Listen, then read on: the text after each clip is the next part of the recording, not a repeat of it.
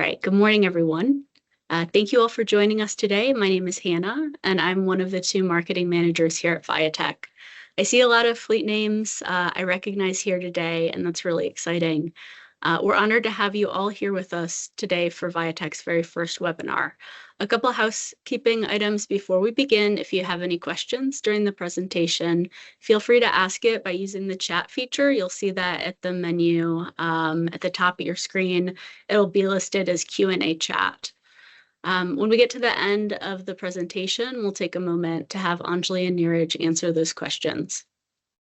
If you have any Microsoft Team logistical issues during the presentation, feel free to message the chat, and Jerry and I will be happy to assist you. So at the end, we're going to open up the floor for discussion because we really want to hear from you about your experiences with mobile power and EV deployment. A couple of introductions before we get started. We're joined today by Jerry Plum, my fellow marketing manager, who will be co-hosting and also providing technical support. Our two presenters today are VP of Sales, Anjali Deodar, calling in from San Jose. Many of you have the pleasure of working with Anjali and know her as an electrification powerhouse.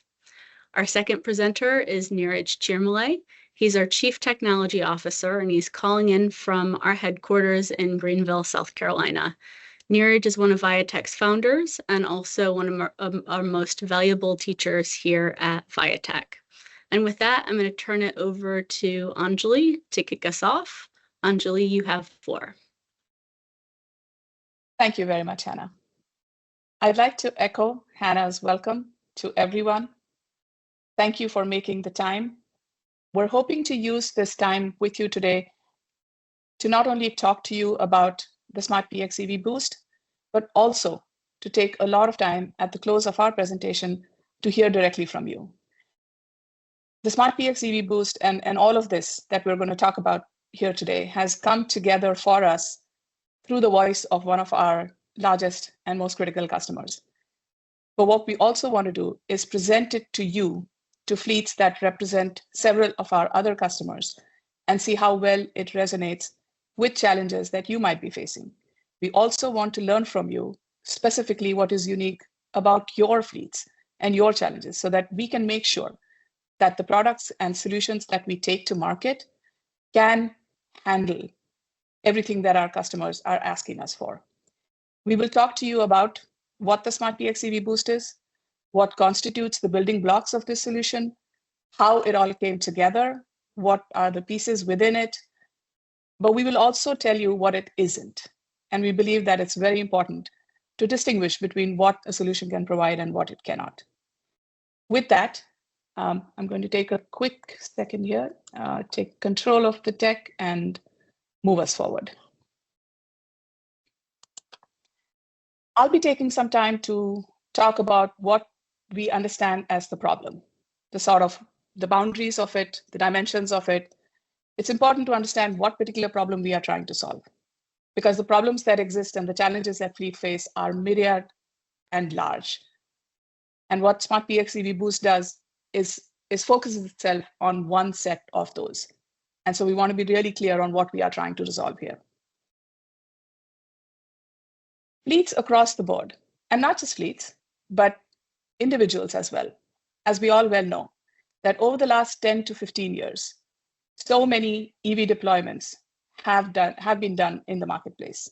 Individuals have gone ahead and switched their fossil fuel powered vehicles for EVs, and fleets have followed.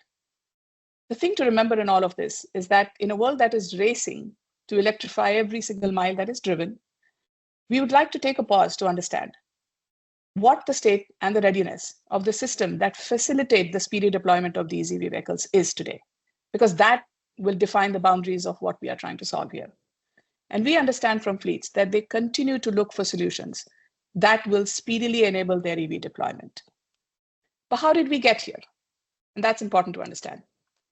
So I'd like to take a minute to talk about what has truly been an explosive growth in the last few years of EVs in the marketplace. Between 2010 and 2018, the total number of EVs on the roads in the United States went from few to 1 million. So it took 8 years for the market to reach the 1 million mark. It took just 3 years for it to hit the 2 million mark. And if you look at the numbers that have come through in 2021, 2022, and 2023, you will see that that has steadily been climbing to the extent today that in 2023, a total of 1.2 million vehicles were bought and are on the roads in one single year alone, something that took 8 years to happen. The market share of these new vehicles is about 7.6%, and the first time the annual EV sales climbed above 1 million. Now we've all seen that 2024 has softened the rate of EV adoption. And there are reasons for that as well. We won't go into those in detail today. But suffice to say that the overall trajectory of EV deployments remains positive, to the extent that we believe that by the year 2030, there will be a staggering 26.4 million vehicles on the roads, with a growth rate of upwards of 5.6 million vehicles per year. This is a truly exponential growth curve. What are some of the factors that have influenced this? The first and foremost, of course, and this is, we're talking both commercial as well as fleets, rising fuel costs and the sheer availability of easy to acquire, easy to operate, and economical EV models has been growing. Even through the pandemic, which really saw a scaling back of the total number of cars sold, over the course, as the situations improved, as the supply chains improved, more and more people chose to buy EVs instead of going to the standard diesel engine or gasoline-powered vehicles. Add to that what we call the push-pull factors of regulations, which are air quality regulations, as well as increased incentives. And these incentives came in the form of tax breaks for individuals. These incentives came in the form of, for manufacturers, for automotive manufacturers, these incentives came in the form of increasing the production capacity of batteries that go into these vehicles. So every kind of incentive and every kind of regulation that has impacted this market. And to add to all of this, not just individuals, but increasingly fleets and fleets from utilities have scaled up the adoption of EVs in their fleet. It is today altogether common to see utilities that have transitioned their entire light duty fleet to EVs and are scaling up even their medium duty and heavy duty fleets to look for more and more EV options. All of this continues to fuel the growth of EVs in the market space. But it also brings with it challenges, as always.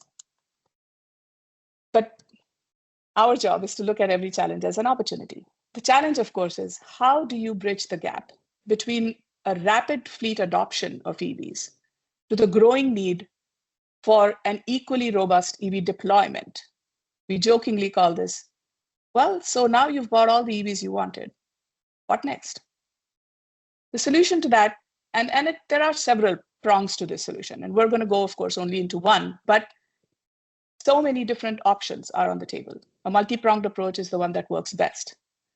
Fleets have looked at a combination of ZEVs and partial hybrids. They've looked at a combination of adding alternative fuel vehicles. They have looked at what we call equipment plus electrification, a field that Viatec is uniquely qualified to speak about because all of our products rest within that specific space. But today we're going to talk about the fourth of these, which is mobile in field EV charge boosting solutions. And once again, I want to point out here, and Neeraj will talk about this, of course, as we go forward, is what this is and what it isn't, which is why you'll see the term charge boosting a lot in this presentation. So what we like to think of this is a bridge technology that offers in-field mobile power, giving EVs the range extension, and considering unique challenges of large fleets that operate over large geographically spread areas, where these EVs have to traverse large distances and may have just that little bit of range that would take them to complete the job that they are setting out to do, but don't have the luxury of that when they are operating in the field. That is the problem we are trying to solve. So how can we help? We've always considered ourselves as uniquely receptive to the voice of our customer. One of our largest customers, a utility customer in the Southeast, who has utilized a lot of our products, talked to us about this about 4 months ago. They considered one of the products that they were using and speculated with us whether reconfiguring or configuring this product in a particular way might help them in their speedy deployment as well. Fast forward 4 months, and here we are. And with that, I would like to introduce to you what we are calling the SmartPX EV Boost solution. We believe this solution will enable EV easy way of boosting in-field range. And we also offer that it has the side application, if you will, of providing a in-field EV rescue as well. With that, I will transition the presentation over to Neeraj. Thank you so much.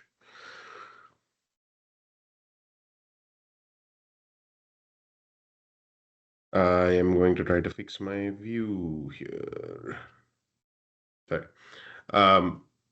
I think over the next few slides, I'll take this opportunity to talk through what SmartPX EV Boost is, what it isn't also, and how it comes together, and how it comes apart too.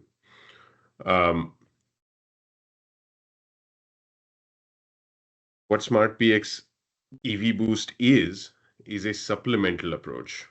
What we mean by that is we're not in the business of creating or providing charging infrastructure. We're not trying to offer solutions that replace infrastructure either. This is not meant to create an EV charger where there isn't an EV charger, perpetually, but rather something that you can use as a tool in your toolkit to deploy as you see fit, where you see fit, to enable the deployment of the EVs that you've purchased, and avoid any interruptions to the work that they're out there doing.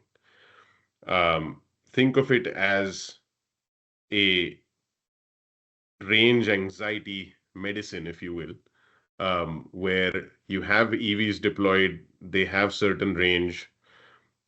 Some might be going and doing jobs that might be slightly out of their range, and reliant on some on the route charging.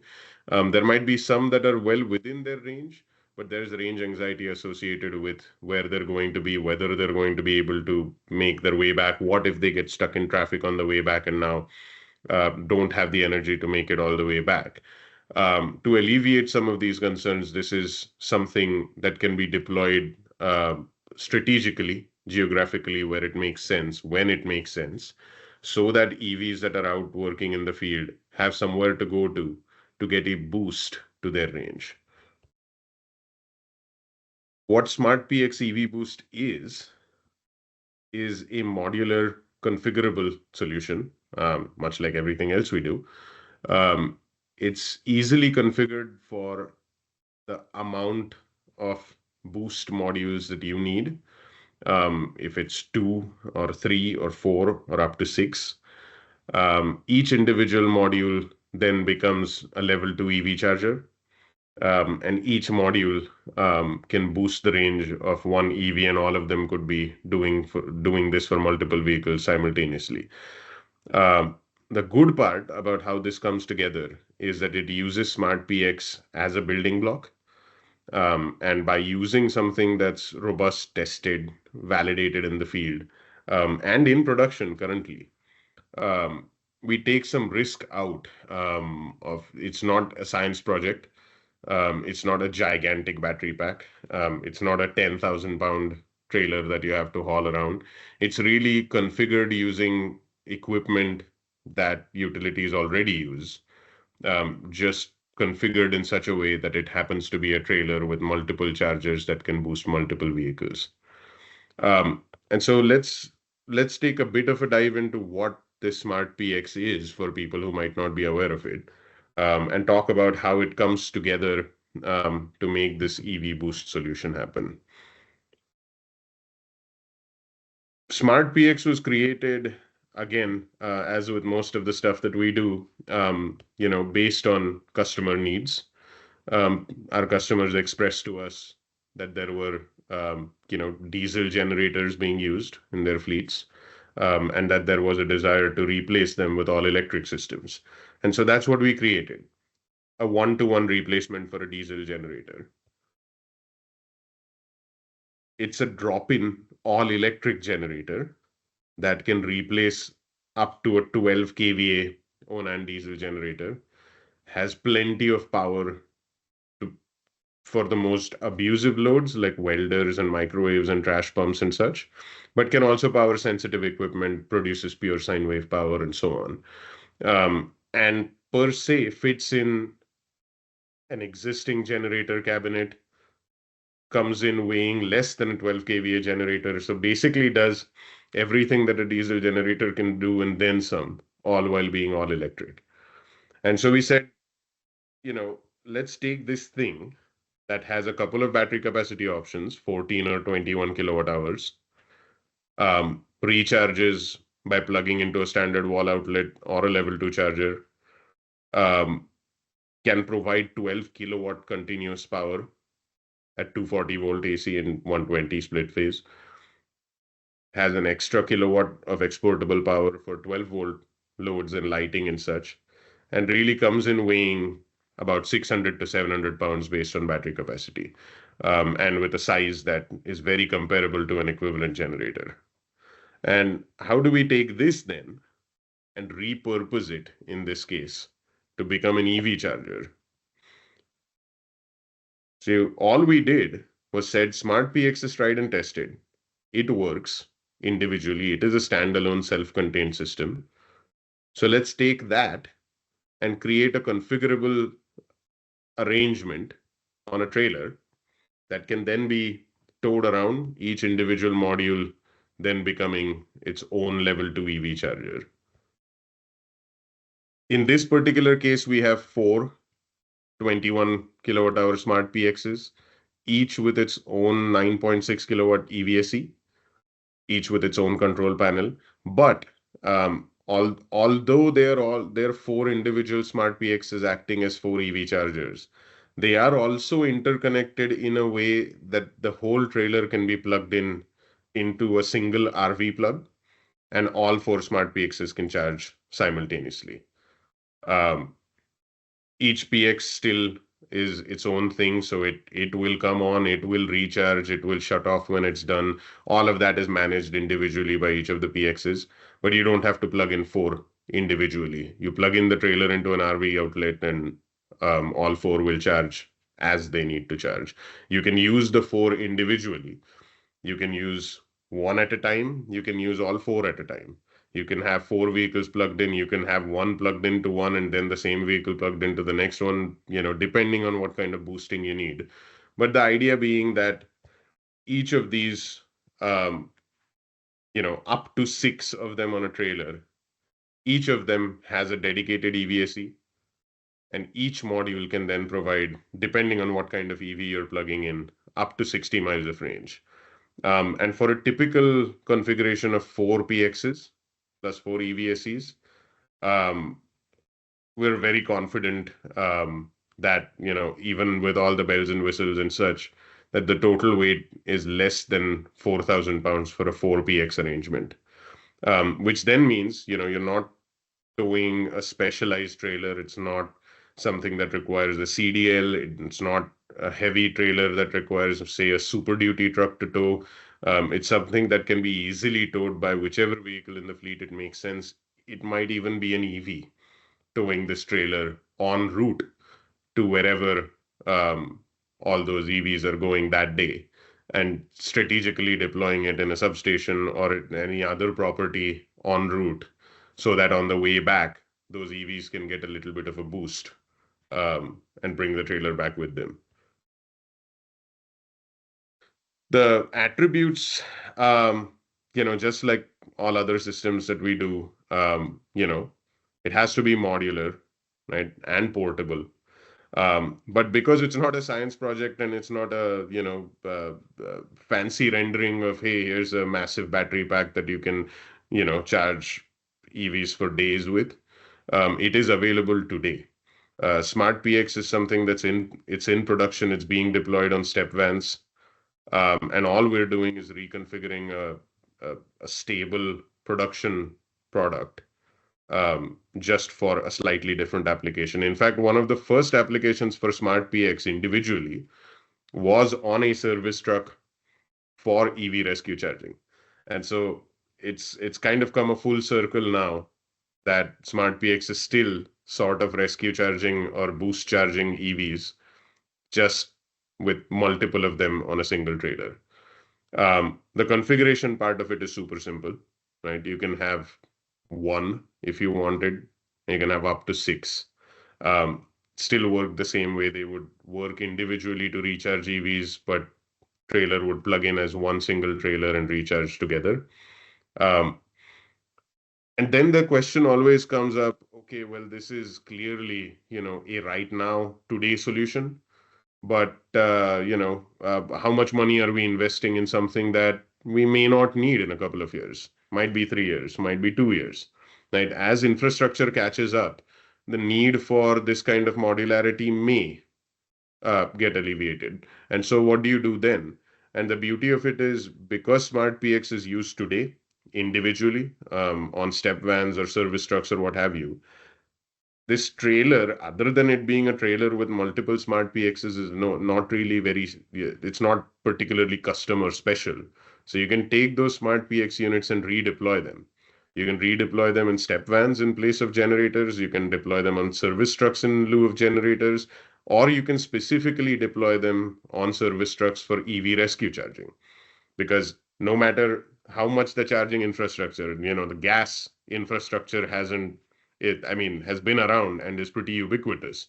And every now and then somebody does run out of gas and get stranded on the road.